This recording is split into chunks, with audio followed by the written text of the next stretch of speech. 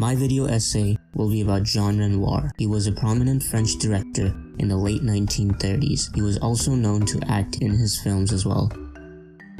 Some of the films he is known for directing are The Rules of the Game, The Grand Illusion, The Human Beast, and The River. Out of them, the two of his most famous works are The Rules of the Game and The Grand Illusion.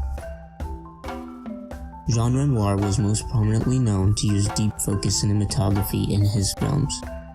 Deep focus cinematography is when foreground, middle ground, and background are all at play and in focus in one shot. It was one of the most difficult techniques during the time, as it was hard to bring many characters into focus while also keeping attention on the main characters. And Jean Renoir was a perfectionist at it. This is the reason why his movies create a detailed sense of a complete world through their interaction with movement and space.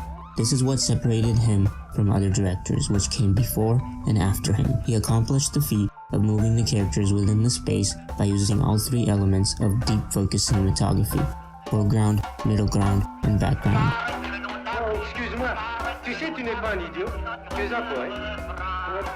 His film, The Rules of the Game, critics praised it as a masterpiece of cinema. The film was a depiction of the French classes which mirrored the masters and their servants. The setting of the whole movie is mainly in a single house which belongs to Robert and his wife Christine, both of them who are mirrored by also husband and wife Schumacher and Lisette. Then you have two outsiders, which are Andre and Marcel. Andre loves Christine while Marcel loves Lisette. Finally, you have Octave, who is the bridge between all the characters and is often seen interacting with them. Renoir's main point in the film is that whoever plays by the rules survive, and whoever rebels ends up paying the price. Hence the title, The Rules of the Game. As I mentioned, Renoir was a perfectionist at using deep focus cinematography. Let's look at an example from this movie. As you can see in the start of this scene, that Lisette, the maid, and Octave are in the mid-ground.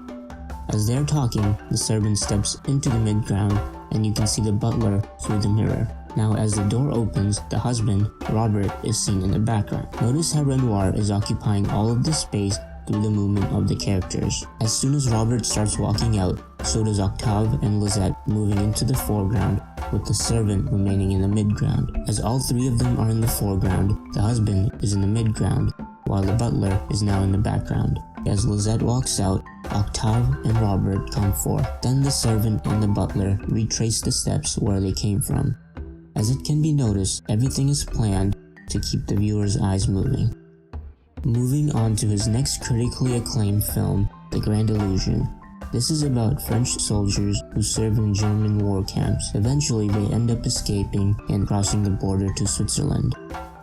Many films in the silent era were known to use shallow focus as well. This is when our attention is drawn to one place of action. Renoir sometimes combines this with deep focus, making his shots not feel the same as the one before. For example, in this scene where we see the German captain von Rauffenstein meet the French soldiers. The scene starts off with the use of deep focus cinematography, as we can see the main characters move from the mid-ground to the foreground, while the bartender remains in the background. The other soldier, who has been in the mid-ground, moves out of there as the new characters step in. Here, Renoir blends the scene with shallow focus, as we are focused on the two main characters and the rest of it is not really visible. Then he goes back to the use of deep focus as he moves the camera where all three elements are used in the same space. Those are the examples why critics considered Jean Renoir such a perfectionist, as he completely used the space and movement without having the attention of the audience sway from the important characters.